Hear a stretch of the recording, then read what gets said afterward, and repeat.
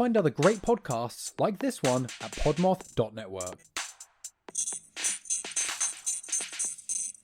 Oh, hi! If you're looking for another spooky and funny podcast to add to your rotation, check out Anything Bones, now part of the Podmoth.network. Hey Boneheads, I'm Sophie Schwartz. And I'm Caitlin Hart.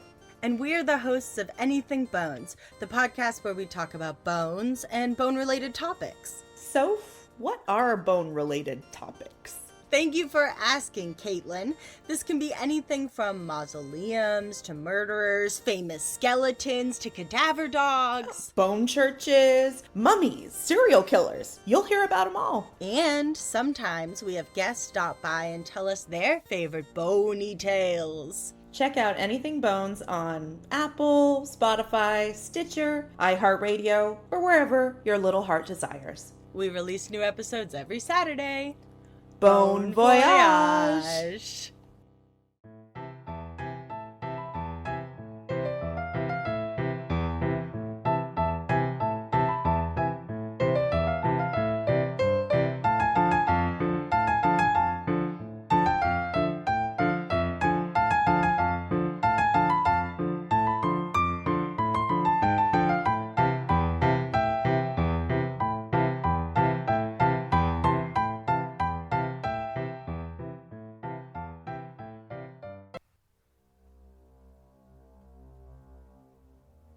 Under the lightless gloom of the winter solstice in London, 1994, we zoom in on a young woman named Delia Balmer who is cycling home from a long shift at the hospital.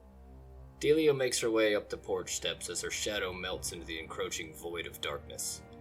After turning the porch light on and propping open the front door with a brick, she returns downstairs to fetch the bicycle to bring it in for the night.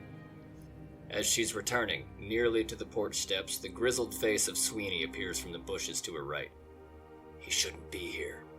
But somehow Delia knew he would be, sooner or later. He stood before her brandishing an axe and menacingly says, "Come on in! I just want to speak with you!" Thinking quickly, Delia kicks the brick away from the door.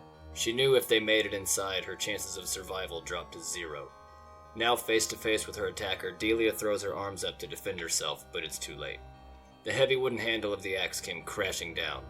Again and again and again the axe came down, shattering her left ulna, tearing 2 tendons in the other arm, and a compound fracture on her skull. Beaten, broken, bleeding, and in full defiance of his assault, Delia kicks back against Sweeney. He staggers backwards and slices open his hand on a knife. "You fucking bitch!" He screams as he raises the knife above his head. He plunges the knife through her breast and into her lung, and again in the thigh. He returns to the axe and swings again. As Delia raises her arms to defend herself, the axe catches her on the hand, and she sees her left pinky flying through the air, with the axe narrowly grazing the other 2 fingers. She falls to the ground, using the bike to shield herself from the vicious onslaught of axe blows. "That's it. I've had it. I've had enough." As she slowly curls into the fetal position, ready to embrace death as a sweet release, a heroic voice pierces through the darkness. The sound of the axe smashing against the bike frame had alerted the neighbor, a 21-year-old young man who came barreling towards him with a baseball bat. He starts beating Sweeney in the small of his back, doing everything he can to protect the woman under the bicycle. The attacker runs away into the night, leaving behind the knife, but the axe remained with him. Delia miraculously survives the attack after being rushed to the hospital. She's left with 2 broken arms, 2 stab wounds in the thigh and chest, a severed pinky finger, and a punctured lung. She's given 19 units of blood as the doctors desperately tried to save her, which is enough to replace the entire blood volume of an average person almost twice. This was not the first near-fatal run-in Delia had with Sweeney, nor would it be the last time she sees him. She would have time to physically recover, but psychologically she was a broken woman. For the next 6 years, Sweeney was a ghost.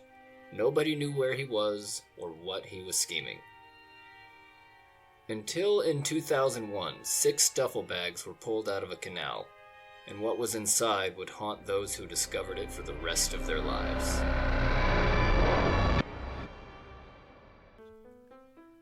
Hey, Alex. Hey, how come we never really talk to each other on this show anymore? You know, I was kind of wondering that too. You seem to be kind of taking over the main speaking parts. I've had very little airtime. Yeah, my bad, man. Look, here, I was thinking about something the other night. Yeah, I was there. Are we gonna work through this idea, or are you just gonna keep making me think of it? No, yeah, dude, I know. Like, here, I think we should work on it and figure out a way to incorporate both of us a little bit better. Well, like what? We just have an actual conversation with each other? Yeah, I mean, what's wrong with that? The only difference really is that I'm recording it, but we kind of do this anyway. Alright, sounds fun. Well, what do you want to talk about today? I'll act like I don't already know. Alex, I am glad you said that. Today, I want to talk about a guy named John Patrick Sweeney, otherwise known as the Canal Killer or the much more badass sounding Scalp Hunter. Dude, that is sick. I hate to say it, but that's actually... like, that could be a supervillain name. Yeah, I was thinking, like, what if it was some sort of genetically modified Wendigo that like, the X-Men had to go hunt down? Or it could be, like, the big bad of a D&D campaign. I don't know about a big bad, but... big bad, but... It could definitely be a... what about, like, a raid boss for a Diablo-style RPG? Yes, that one. Well, that's too damn bad, Alex, because Sweeney is none of those things. He is also not the same Sweeney as the guy who strangled Dominique Dunn, played Dana Freeling in The Poltergeist. He just happens to have the almost same name as this other guy, and apart from that, nothing at all to do with this story whatsoever. Oh, well, that's a relief. I can sleep easy now. By the way, welcome to my second self and I am Matt, your host, the non-echoey one, and the other one... I'm Alex. Yeah, that's Alex. He is the voice in my head, and to you guys out there, he is harmless. Hey. Kind of switched up the intro a little bit today, but if you missed over the important part, don't worry, I'll go over it again here in just a second. But we have something to tell you. It's like a 6 out of 10 on the important scale, maybe, but look, I talk about true crime with the voice in my head over there. Hi. And we like to make jokes and references to nerdy shit, okay? We're not gonna pick on the victims or anything like that. This stuff really happened to those people, but there's lots of other stuff to make jokes about. Like what? Well, we're gonna be in Europe for this episode, so I'm sure there's some funny town names, maybe an interesting way to phrase something. I get to try and fail at doing an English accent, so you get to suffer through that. See, that would... Somebody, if you can tell me what that was, I would be very appreciative, because I don't know what accent that was. If we force ourselves to talk like Ricky Gervais, it's sort of possible. Yeah, but I can only do it for like one sentence at a time. Anyway, let's get on with the rest of the show here. Do the rate and... See, it always goes into Australian. Do the rate and review stuff, 5 stars, yada, blah, blah, blah, whatever. Just do what you want. Look, chances are if you're listening to the show, you know me anyway. So, enjoy the next half hour. Ha ha ha! Welcome back to the show, everybody. We're now in Kirkdale in Liverpool on October 13th, 1956. Oh man, the sights of Europe. Looking online, just the look of this town today. It's so picturesque. There's so many different colors you can see. I've got to get over there one day. This is where John Patrick Sweeney was born.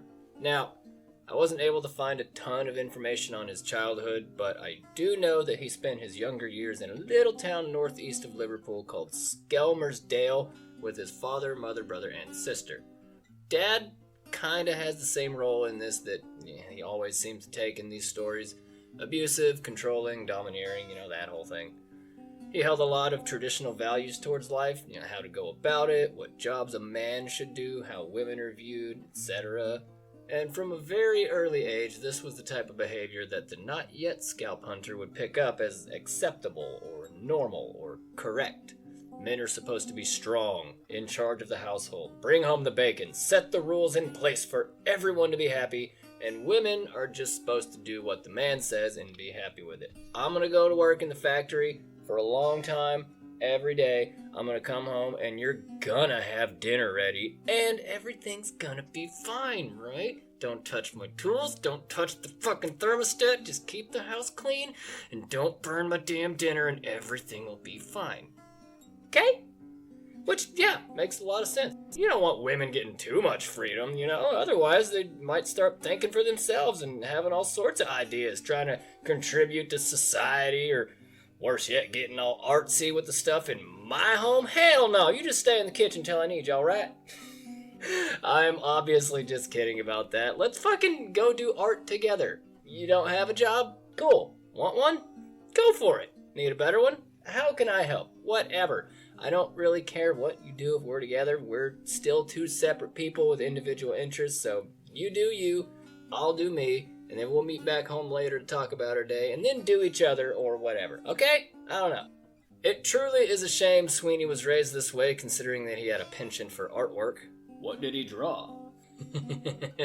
We'll talk about some of the drawings here in a little while, but, it makes me wonder where his art might have ended up, or where he might have ended up if he had been properly supported with his artistic endeavors. Maybe none of this would have happened if he'd actually gone to art school, which is, that's something I share similar thoughts on with a different thing in European history that kind of sort of parallels this. History buffs know what I'm talking about. He'd gotten pretty good at drawing and painting, too. He was incredibly creative, and during his free time, he dove straight into his art, drawing anything and everything that came to his mind. And I'll tell you right now, it was a lot of stuff that came to his mind, and he was not shy about what was in there. He briefly thought about going into art school, but ultimately decided that he's going to go to carpentry school instead. Dad wouldn't take too kindly to me going to art school. That's not a manly man's job. A man's got to do what a man's got to do. Manly shit, like building things with my manly working man's hands, or fixing stuff with my manly working man's hands, or getting into fights with my manly working man's hands, or manly working man's axe, which is a thing that definitely happened. Regardless, he, or maybe someone on his behalf, decided art school wasn't worth the investment as it's not a manly thing to do, so off to go learn woodworking instead he goes. During that time, it is believed that something happened, and that's when he kind of made the change into the tarantula-esque psychopath that the rest of the world would soon come to know. That'll make sense later. For now, he's busy honing his skills as a carpenter, just hammering nails all across Europe, to Germany, to France, and Netherlands, ripping up floorboards in Belgium, all sorts of places. Really quickly, back to that axe thing from a second ago. There was some sort of altercation outside of a fish and chip shop where some dudes got into a fight. The cops were called, and when they arrived, somebody had been brandishing an axe. I wonder who that could have been. I don't know. Seems like an axe might be the type of thing a carpenter or a woodworker might have on them. I've never worked in that kind of field before, I don't know, but seems like there'd be a decent chance you'll need to chop something at some point if you have lumber jobs waiting to be done. Manly shit. Should be no surprise that Sweeney would have multiple run-ins with the law, most of them because of his very violent nature. See, here's the thing about John Sweeney. He is very angry and an extraordinarily violent person. He has got a lot of pent-up rage.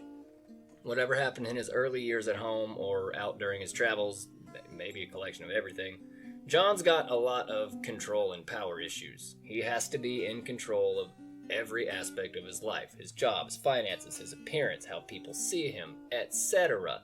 And if things don't go his way, as things in the real world so often don't, he has a tendency to react with poor judgment and violence.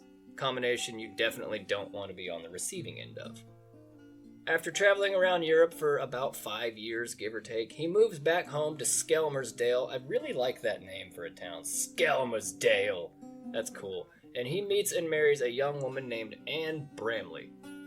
For the first year, everything seemed to be going pretty well. He was like a knight in shining armor, always there when she needed him and always just showing her just how much he loves her in different ways.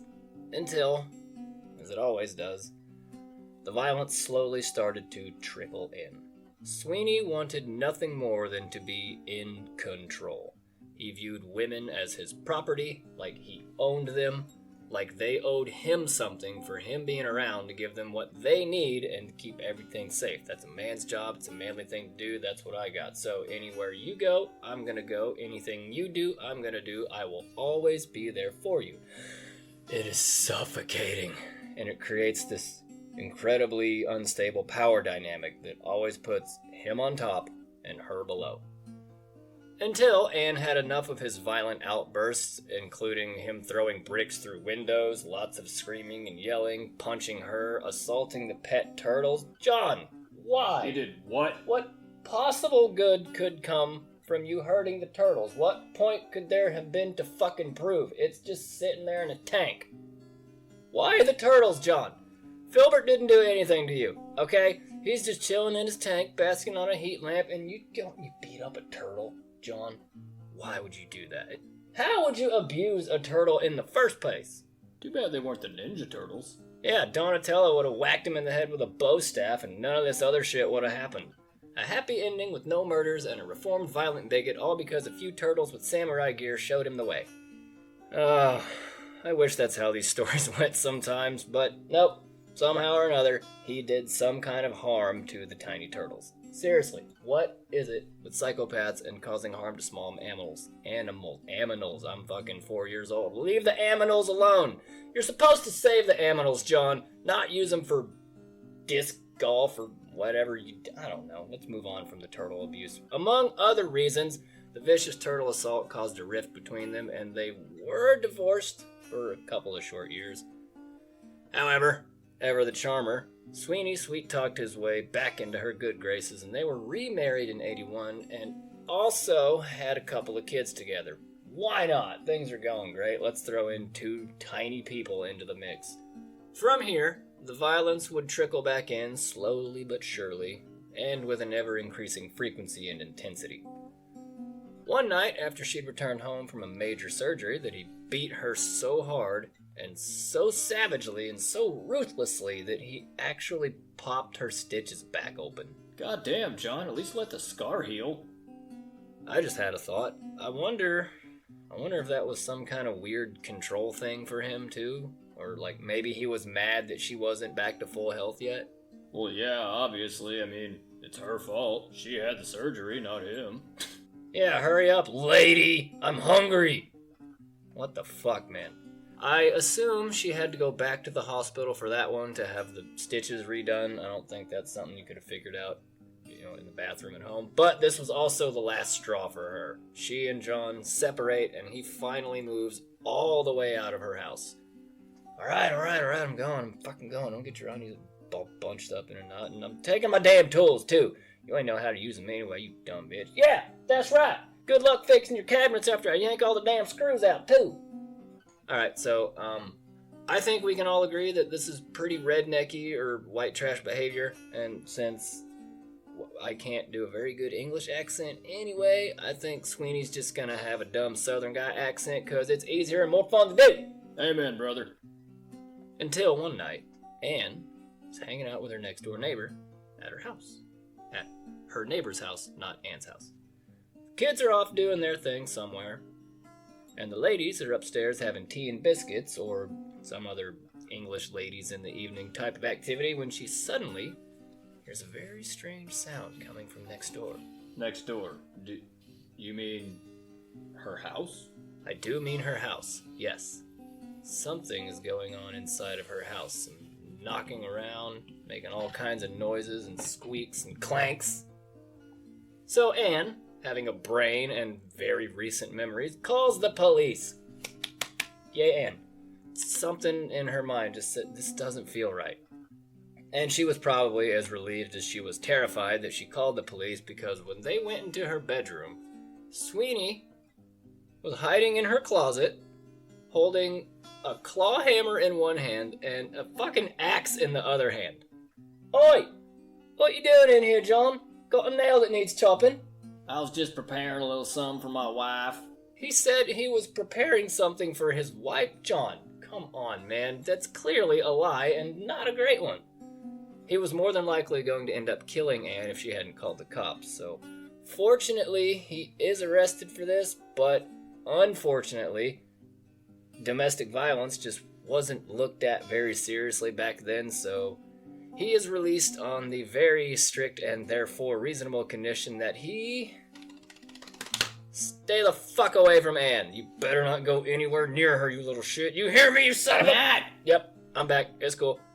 Sweeney moves back to London, and Anne takes the kids, and they all go to Northampton, Anne and the kids. And they stay safe throughout the rest of this because while in London, Sweeney has been keeping himself busy. He's got all sorts of work lined up for him, utilizing his carpentry skills, making a living doing honest manly man's work, working with his manly working man's hands. And in 1986, he's working on the set of a photo shoot one day when he meets a very beautiful young model from Ohio named Melissa Halstead. She had been working for the Ford Model Agency since the age of about 15, and she'd spent just a little bit of time in Paris and then eventually made her way into London, where she ends up meeting Sweeney through a friend. For Sweeney, she was the perfect target. He saw a young, easily manipulated, naive girl in a foreign country who had very little support network and few resources at her disposal. All Sweeney had to do was put on just a little bit of charm and she was swept completely off her feet. Just like Anne. And all Melissa saw was a rugged, charismatic, and charming European man who could help protect her in an unfamiliar world. It didn't take long for the two to move in together either. Much like with Anne, things started off totally fine. Flowers, chocolates, presents, he built some cupboards, he even built her a bed that she couldn't afford. That's a baller move. Doing everything he can to make himself indispensable while simultaneously breaking her down and whittling away at her self-esteem so that she's too scared or too tired to try to ever escape from him. Melissa's sister, Chance O'Hara, came to visit Melissa and upon meeting John Sweeney had an instant dislike of him. You know, sometimes you just see somebody, like maybe you're out and about doing some adult nonsense and like going through the store and they just give off this weird vibe like, yeah, I don't think that person and I would get along very well. Not to mention all the weed and psychedelics and other drugs just scattered around the apartment. Melissa's sixth sense was going off on Sweeney for sure. That's a thing that people definitely have, and it is a shame that Melissa didn't seem to have that sense. And surprise, surprise, Chance was absolutely right about Sweeney. We already knew he didn't treat her very well, but some of the things he did to her just adds a whole new layer of dread. We understand the yelling and the screaming and the punching holes in the walls, but he also said some really, really horrible things like, "You have to do everything I say, I'm in charge of this relationship." You know, things like that. He was arrested 3 different times for screaming at her, punching her, and throwing a huge chair at her and injuring her leg. All the while screaming more and more scary shit like, "Who do you think you are? I'm the one who says what you can and can't do." How do you get to the point of chair throwing? What? And then to add literal insult to injury, he was also only given a slap on the wrist for these incidents and only had to pay a fine of £5. Are you kidding me? Melissa was talking to her sister on the phone one night after an incident where Sweeney scared her with a knife. I wonder how many of those phone calls there were. Not sure how far it escalated, but it involved a knife, so that's scary enough on its own. During the conversation, Melissa told O'Hara, "If I ever go missing, it means that John Sweeney would have killed me, and that he threatened me and he would kill me and no one would ever find the body." In 1988, Melissa's work visa runs out and she gets deported for working in the UK without a permit. How dare you? Just kidding. And moves over to Austria, specifically in Vienna, a city most famously known for its little sausages.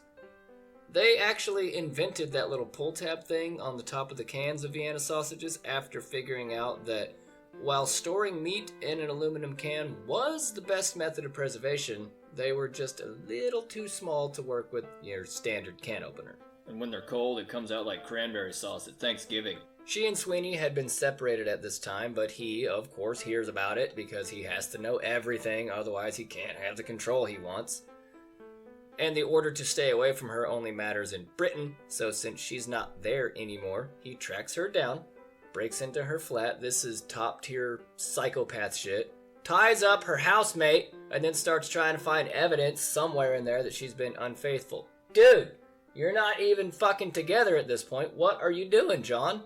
Seriously, man, he's like an international stalker with a big axe. That's terrifying. And he's unhinged and angry, and in his mind, this is all her fault anyway, so he's got to do what he's got to do, which is, I guess, to correct the behavior with violence.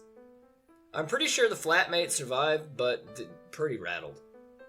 Melissa bought Sweeney a ticket to Amsterdam after she finally managed to convince him to leave. Like, look, dude, just go away. Here's a ticket to Amsterdam. I'll go away.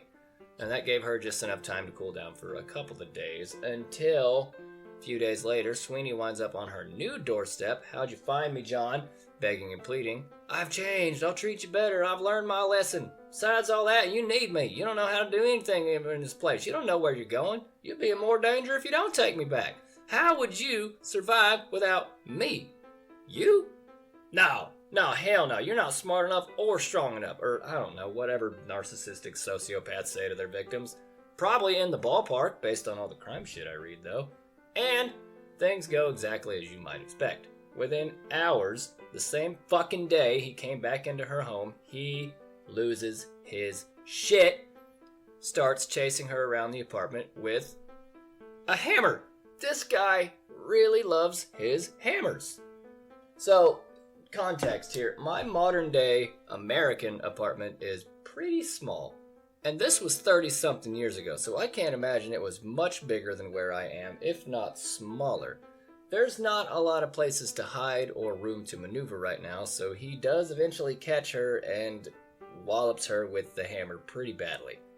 The police are called, and Sweeney is obviously arrested and thrown the fuck in jail for just a little while. John, I know you hear me. Stop it, okay?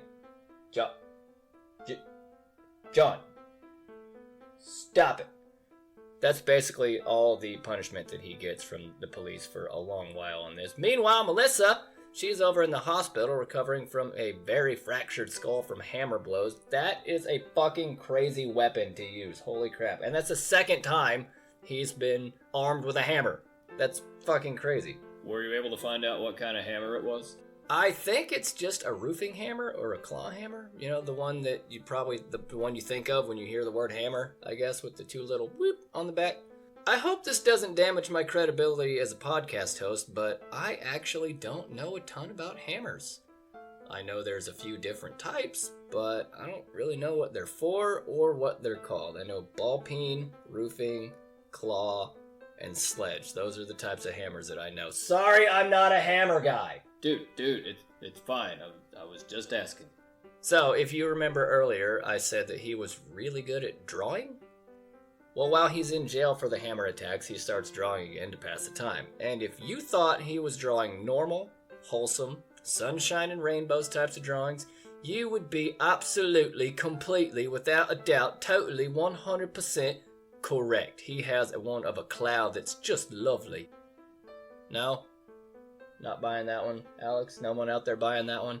Good, because it was a lie. So was the Vienna sausage thing. And also a test. Good on you guys for paying attention. He draws some really, really fucked up shit. Alright? Like, one that's just a black and white background. It's just like a sketch, like just pen on paper. It's a body with no head, no hands, no feet. And it's just curled up over onto itself, leaned forward with the legs pointing backwards like a fucked up yoga pose. That's the kind of shit that he draws, because that's the kind of stuff that's in his head. What? Not only were these drawings incredibly violent and sadistic and just disgusting, really, they were also a direct reflection of the fantasies in his mind. The most alarming of his drawings was one titled, "A Romantic Weekend for Two in Austria." This is the most opposite of romantic you could probably be. It's a black background underneath like a yellowish moon. I guess it's a new moon where they look real big and orangish yellow in the sky. There's two little hearts with some faces on them, joined by like a thin line. If you look close, it almost looks kind of like the little hearts are kissing. But then you zoom back out a little bit and you see the very bright blood red silhouette of a man strangling a woman with one hand. There's no details on the body, just the outline, and it's all red. It looks like her head is thrown back. Her hair's dangling in the back. I'm throwing my head back right now. It's hard to talk like this. And above him, on the other side of the painting, he's holding up a very long, very thin, sharp as fuck boning knife ready to just start thrusting. If this were a movie, the very next scene would be that woman's funeral, because they're not going to show that on TV because that's fucking terrifying. Jesus Christ, that's terrifying. For real, what if you found a picture like that and it was about you, or there was some detail about it, like instead of Austria, it's where you went with your first date with your significant other, and it was just a romantic evening for two in Boulder, Colorado. I don't know. I'm out. I'm leaving. I'm not sticking around for that. Fuck that. Unfortunately, Melissa didn't know any of this about John's artwork. In fact, she's so blissfully unaware of what John's been up to in jail, drawing through his emotions about how he feels about her, she actually goes to bat for him. She's been manipulated so much and just so worn down from Sweeney's bullshit that she convinces herself that if she tells the judge that he's better and she made a mistake and he has nowhere else to go, then things will be better. So she petitions the judge for clemency and he is released from jail. On one condition though, John, alright, you're listening? You gotta get the fuck out of Vienna. Alright, you take your drawings and your little life and you go on, you get out of here. Yeah, you tell him, Judge. Next stop, a 700-mile road trip to the promised land, Amsterdam! Woo! Calm down, Alex. They aren't there for that. Well, maybe a little bit. But John had other plans, as we're about to find out. They get settled into their new home once again, and then in November of 1989, Melissa calls home to talk to her family. She hadn't talked to them for a little while. She wants to get a hold of them, check out for the holidays. It's Thanksgiving over in Ohio, where Melissa's from. But nobody answered on her family's end, so she left a voicemail. And that was the last time she'd ever call home. Now, the details of what exactly went down, we don't know. The best guess as to how it happened is largely left to speculation, but 6 months later, in April of 1990, Melissa's body is found inside a duffel bag floating in a canal in Rotterdam in the Netherlands.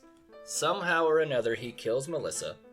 Based on his drawings, one of his fantasies is definitely dismembering women, but we don't know how he killed her. Whatever he did, it was extraordinarily, extremely violent. He cut off her head, both hands, sawed her spine in half, and collapsed the body onto itself and put it into a huge black bag. That sawing of the spine in half part, that's the part that I have trouble getting through. I put it in italics because it's such a gross... I've never seen that phrase written anywhere until this case. That's nuts to me. I don't know, moving on. Her family was beginning to become concerned, as not calling home for over a year, completely out of character for Melissa. Surprise, surprise. I didn't hear from my daughter in about a year. Where she could be. Most people call home more than once a year.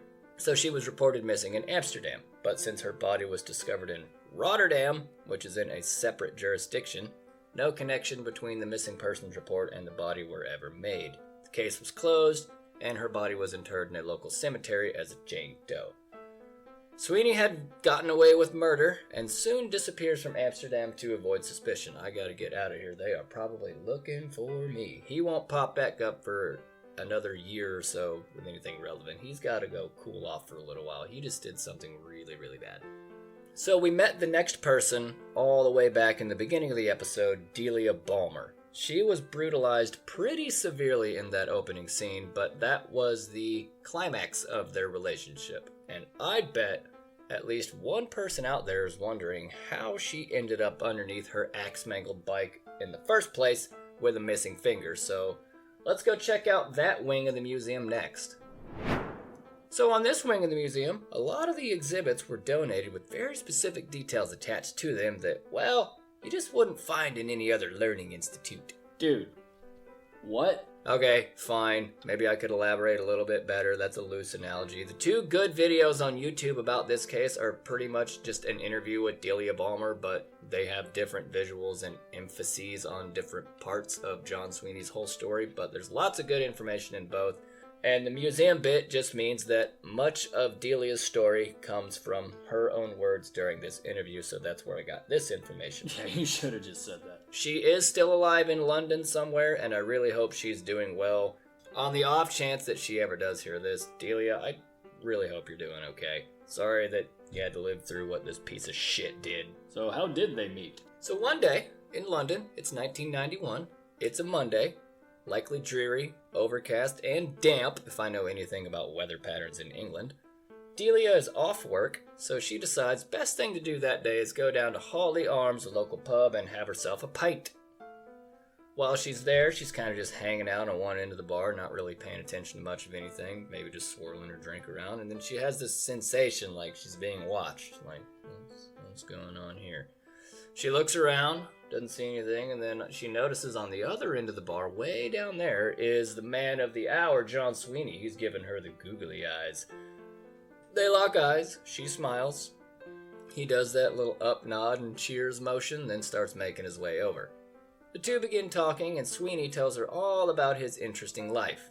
All of his travels over Germany and France and whatever, going to carpentry school, what he does for work, his carpentry skills, how much he can bench press, how high he can jump, how many people he's killed, just a total narcissistic stream of consciousness about all his best features, except for maybe that part about killing people. He hasn't said that part out loud yet.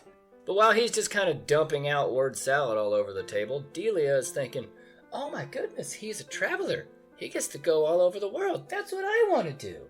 She's currently employed as a nurse in London, Delia is. That means she works long hours. People are probably rude to her for no reason. It's frequently gross outside. She lives alone. She's lonely. Maybe a little bit unfulfilled at work. I don't know if patients in London are different than patients in America. They might actually be nice to her over there, but if it was an American hospital, they would be assholes for almost no reason.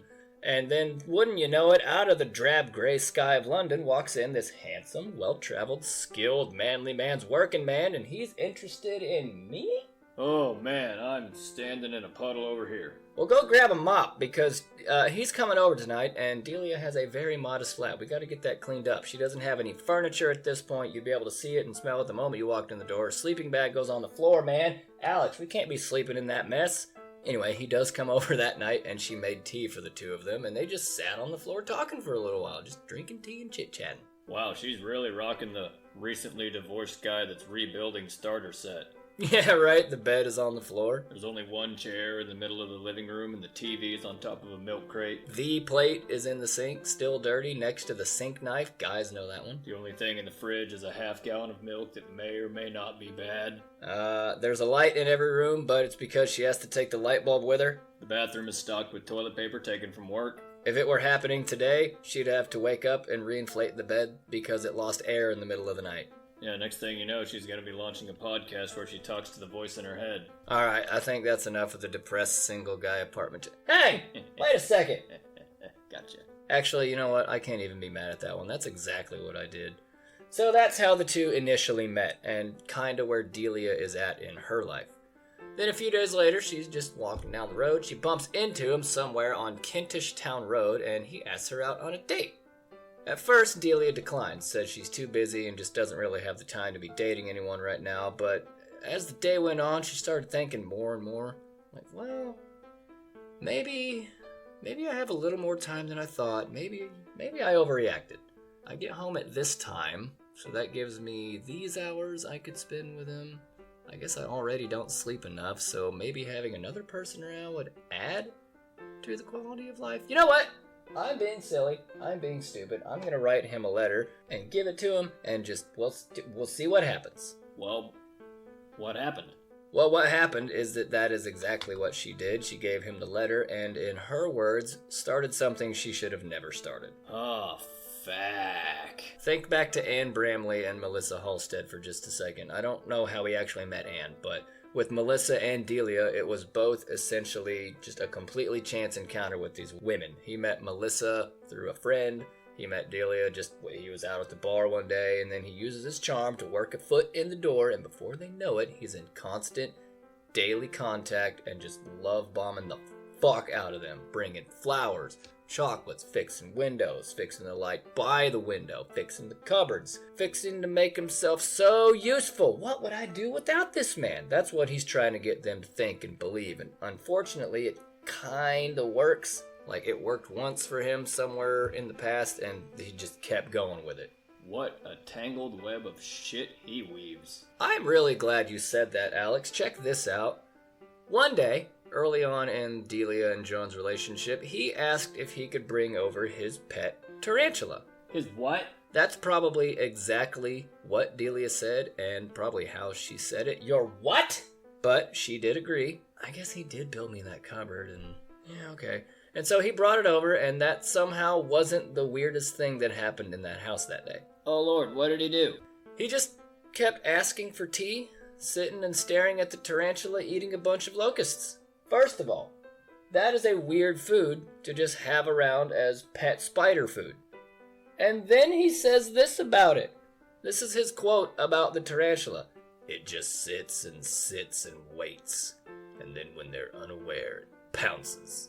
Just like the police. Remember earlier, way earlier, when I said that the tarantula-esque thing would make sense? This is what I was talking about. That's literally what he has done to every one of his victims. The love bombing, the niceties, the handyman stuff. All of those things are just pieces of the vile web he needs to weave to trap his prey.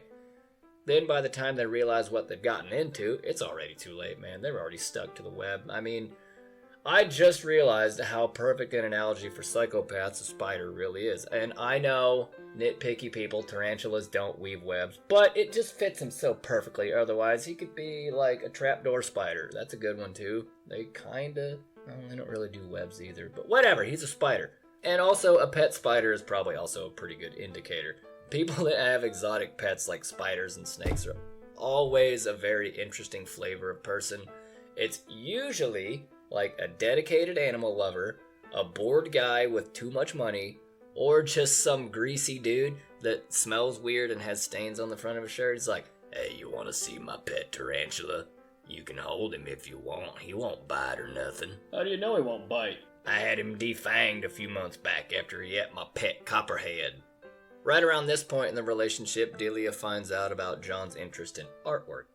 Man, this guy just keeps getting better and better. He does all that other nice stuff, and he's a talented artist. How lucky am I? I mean, the spider thing's kind of weird, but maybe that's just the thing artist types do. You know what? I'm going to see how this plays out, and next week it plays out pretty poorly. Holy shit, the things this man draws. Specifically, the one that's clearly a self-portrait of himself next to a pretty other woman. John, who is that woman? That was, of course, Melissa. He told her that they'd split up, but didn't say anything about how or why. Still kept the picture, though, which is weird, John. That's weird that you kept that. Some of the other things he drew were much more disturbing. Is it more disturbing than the last one you talked about? Believe it or not, yes, although it's kind of relative, but this one definitely feels more graphic. There were tons and tons of pictures of just chopped up bits of body parts, and if you thought the one from earlier was gruesome, check this one out. This is the one that stuck out the most to Delia, and probably me too. It was one of just him eating some spaghetti. Regular, normal spaghetti? Right. Regular, normal, totally not macabre or grotesque in any way. It's Monday night, and I'm too tired to cook after work. Easy dinner spaghetti. Why do I feel like that's too long of an answer? This was the furthest thing from normal spaghetti you could possibly be. He was eating spaghetti, but the noodles and sauce were coming out of his own head that was just opened up like a box. Like you open up the tea box and then you just reach in and grab one. And the noodles were spilling down onto the plate, like coming out of his brains, and he's just slurping them up. Just, Ugh. Yeah, I know, sorry, but I hate mouth noises too, but that fucking really sells it right there. What the fuck is he drawing? What is that? This is crazy. This is the stuff that goes on in this guy's head on a daily basis. Spaghetti brains and murder fantasies, which I think has to be the title of this episode now. And tarantulas. Maybe. That's kind of wordy, though. We'll see. So their relationship goes on like that for a couple of years, bespeckled with weird drawings and spiders and some shouting and some building and some flowers and some chocolates and some yelling, and he's just slowly wearing her down bit by bit by bit by bit.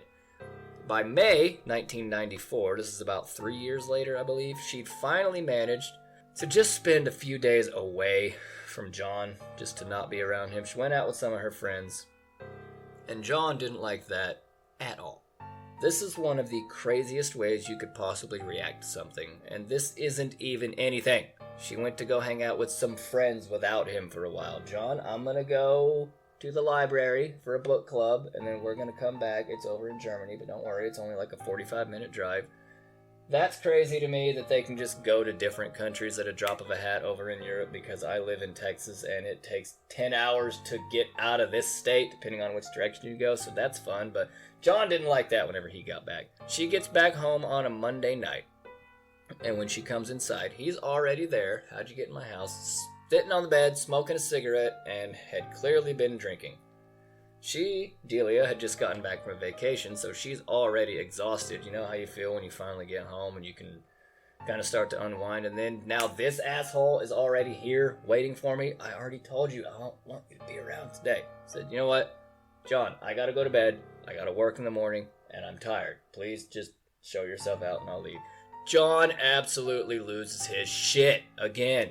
Oh man, what does he do? Delia goes into the bathroom, start winding down, getting ready for bed and stuff, and then no sooner than she shut the door, Sweeney fucking rips it off its hinges almost, just Hulk smash this door, get out here. He forces her out, throws her on the bed, grabs her by the ankles, and ties her to the bed misery style, to which Delia politely responds, "What the fuck are you doing?" He also ties her arms to the top of the bed frame, and she's trying desperately to get out, but he had it set up in such a way that if she struggled at all, it would only get tighter. And when he did the other arm, she didn't really bother putting up much of a struggle. There wasn't anything she could do. She could see how it was working, so she just kind of accepted it and wound up being there all night dealing with John's bullshit. By the next morning, her wrists were so swollen and purple that they left a mark for a week where she'd been tied up. Hey, what was the nature of John's bullshit during this? On to John's bullshit. He was prepared, which makes this all the more disgusting, but right behind the bed was a suitcase. Read, kill kit. And in that case there was a knife, K-N-I-F-E, with a poke here and a slice there. In that suitcase was a knife, and also a gun. Hey! Sorry, I had to break the tension a little bit because this is about to be gross, because he is about to begin the weirdest interrogation ever. Usually, when you interrogate someone, you're trying to extract information out of them, but he ties her up to the bed, holds her at knife point and gun point. If she struggles, it only gets worse and more tighter, and then John just starts confessing to wild shit. He screams out, "If you scream, I'll cut your tongue out. Now I suppose you wonder what happened to Melissa." Delia is terrified and confused. Not a great couple of things to be simultaneously. So she's thinking, okay, why bring this up right now? I'm tied up and in pain. You bring up your ex. Why are you doing this right now? And he starts going through the details about what happened to Melissa. He said, "We had a room in Amsterdam. She had 2 Germans with her, and I killed them all. I didn't know what to do with the bodies for 3 days, and then on the 3rd day, I cut them up and put them in bags and threw them in the canal." Why did he tell her all that? No one has any idea. Even at the time of the interview, the best anyone could figure out was that it was just pent up and he had to get it out. So the next day, as Delia is still tied up on the bed, the phone rings around noon coming from the kitchen. It's one of her coworkers calling to check in. You know, it's not like Delia to miss work and not call anyone. John is freaking out, and he comes rushing back into the room screaming, "Oh, what am I gonna do? What am I gonna do? Shit! Wait, you, what are you gonna do?" Delia's like, "Fuck, I don't fucking know, man. I've been tied up and dehydrated on the bed all goddamn night." So John has to think quickly or he's gonna get busted. So he says, okay, so I'll let you go. Just, go call Rosie, call her back right now, and then tell her it's an emergency. So he walks her into the living room where the phone is. He kneels her down on the ground, probably so no one can see her through the window. She calls Rosie, and as calmly as she can, though her voice is still pretty shaky, that tells her that there was an emergency, and she will return to work next Monday, but otherwise, she is fine, no need to worry. I'm good. She finally had a small glimmer of hope, just a speck of light that kind of brightened up the darkness a little bit, that phone call, but then, nope, he took that away too. And that's when she knew. She said she knew there was no way of trying to get away. I knew he could read my mind, and I didn't think of doing anything, and I knew better not to. He's very quick, and if I'd tried anything, I would have ended up cut up or worse or whatever. I knew better than to do and try anything. I wouldn't get away with it. I would have just been asking for trouble. That is one of the saddest and scariest things I think I've ever heard, to be that painfully self-aware of your own mortality and not having a way out is just, that's a shitty place to be. I need a break. I think I'm gonna agree with you there, Alex. It's time for a little palate cleanser. So, it's time for another random cat fact. I just happened to find an interesting cat fact while looking for non-cat related facts about London. Check this out. The British government has employed cats since the 16th century. The position is called the Chief Mouser to the Cabinet Office, and the current one is named Larry, who has been there since 2011 and outlasted 4 prime ministers. I love people names for pets. Ooh, which ones? David Cameron, Theresa May, Boris Johnson, and Elizabeth Truss. Too bad ours will never amount to anything prestigious. Oh, they're fine. I do make better biscuits than they do, but they make me laugh, so I guess that's a fair trade. Back to more of John's bullshit. He would just needle her all the time, too. He'd haphazardly pour tea from an expensive teapot she'd gotten from China. She'd tell him anytime he's pouring tea, hold the lid, you're gonna break it. And then he would just do that dickhead thing where he just lets the lid fall and then it shatters. Just. Oh, you mean like this? Probably exactly like that. And then she screams out, I fucking told you! What are you doing? And then he comes right back to with the same energy, just shut up, bitch, don't make me angry! So even though he was doing nice things, he would do out-of-pocket shit like that all the time.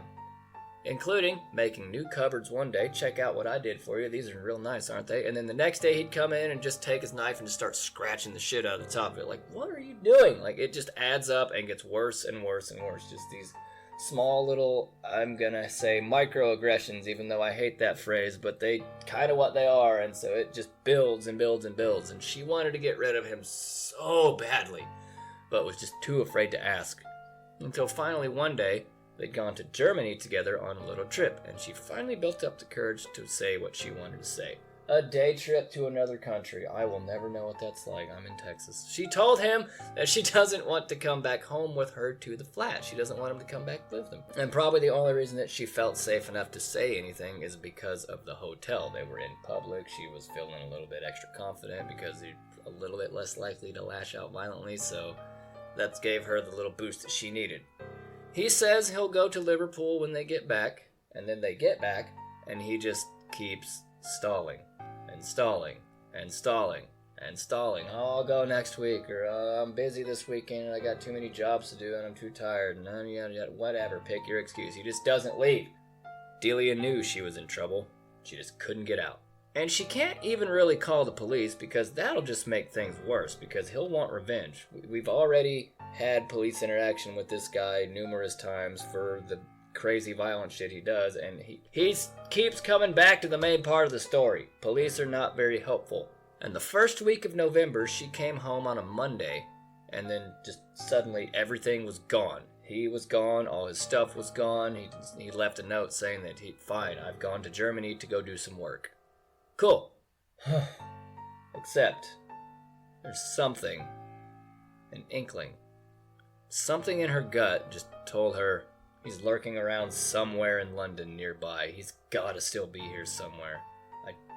So she changed the locks on Thursday, still didn't quite feel safe. Then on Friday, he broke in, discovered that the locks were changed, didn't like that one bit.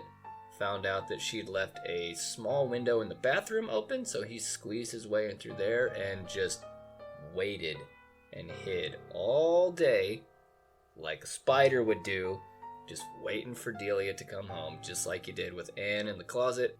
What crazy thing is he holding this time? Delia returns home from work, walks in quietly. She's constantly worried that he might be there, just walking around any corner, and then suddenly, the bathroom door slams open. He slams her onto the floor, jams his finger down her throat, and starts screaming at her, "Are you gonna stop screaming?" She couldn't even speak through the excruciating pain. No idea why he's yelling those specific things out, but she just ekes out and, and then he took out his fingers and screams, "You bit me, you bitch!" And then everyone just starts screaming.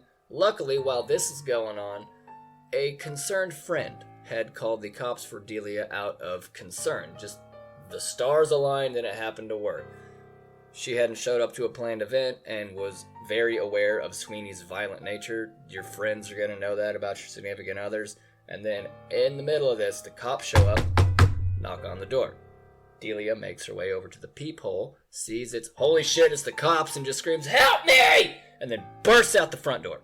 They arrested Sweeney for assault and unlawful imprisonment. You kept me prisoner in my own home twice now.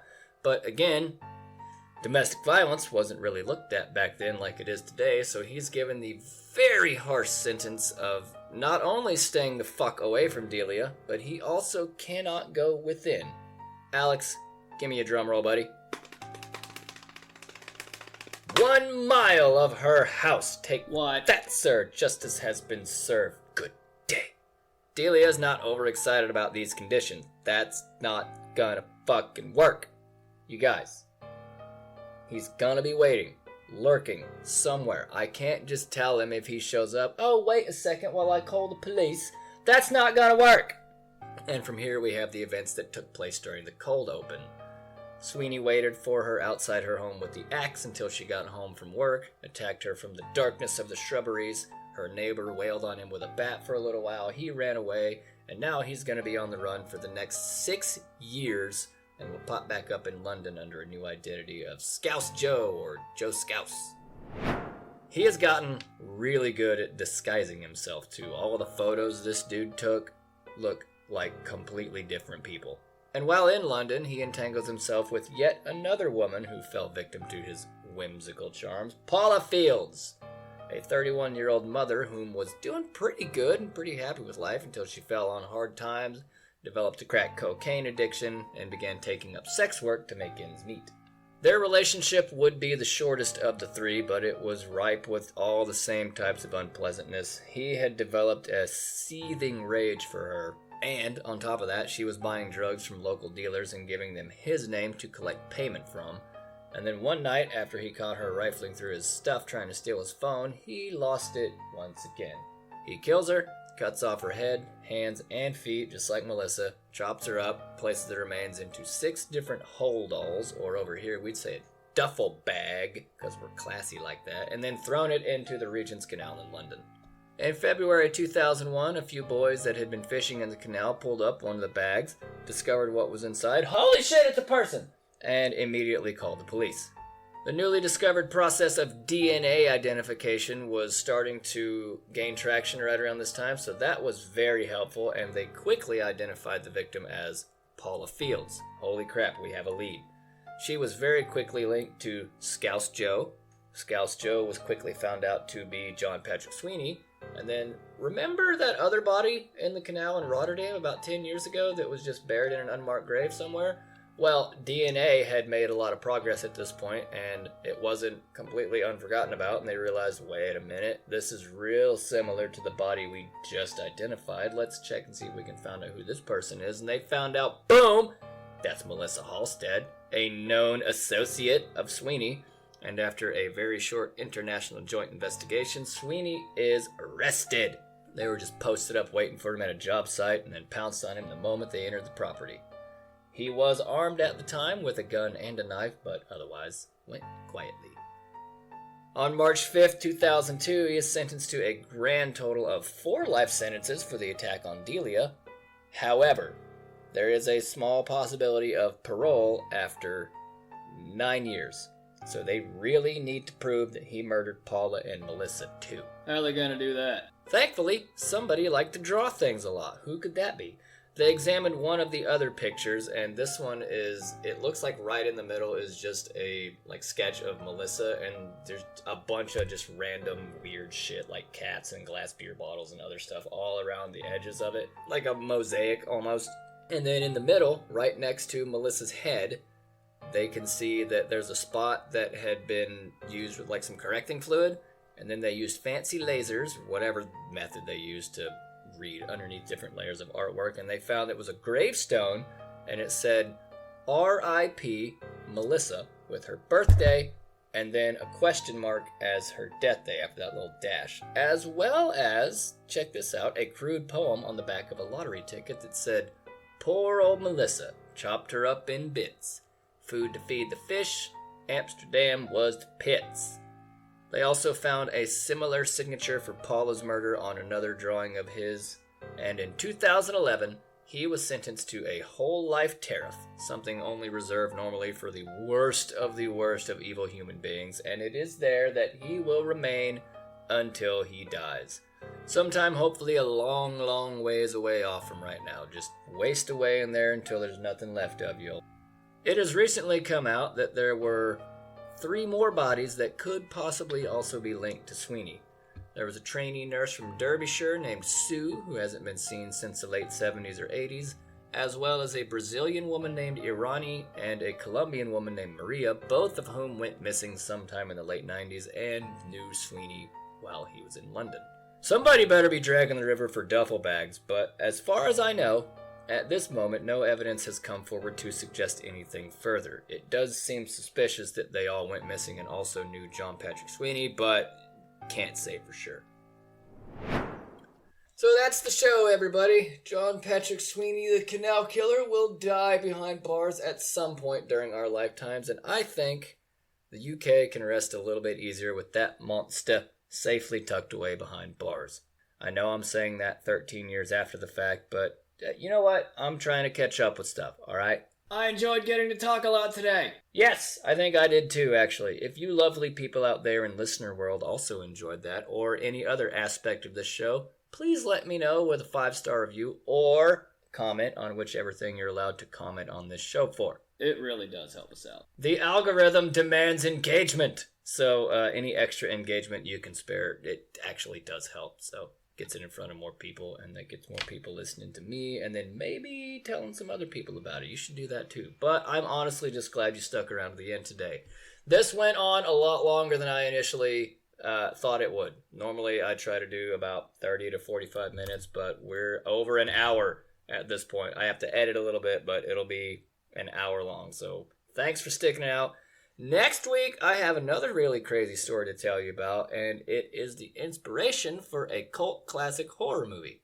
If you can guess what movie it is and send me a message on Instagram @FunnyBaldWaiter with the movie title, I'll give you a shout out. Ooh, listener incentive. Otherwise, have a good week, make smart choices, and stay kind, everybody. Bye!